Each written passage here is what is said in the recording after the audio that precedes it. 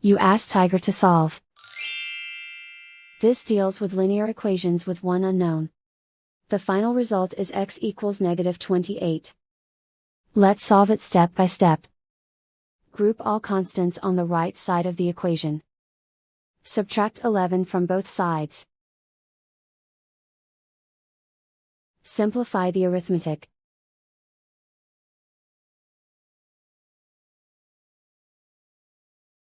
Isolate the x.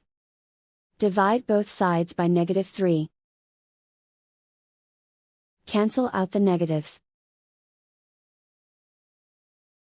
Simplify the fraction.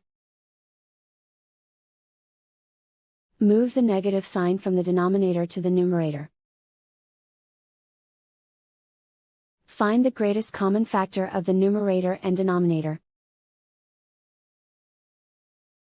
Factor out and cancel the greatest common factor. And so the final result is x equals -28.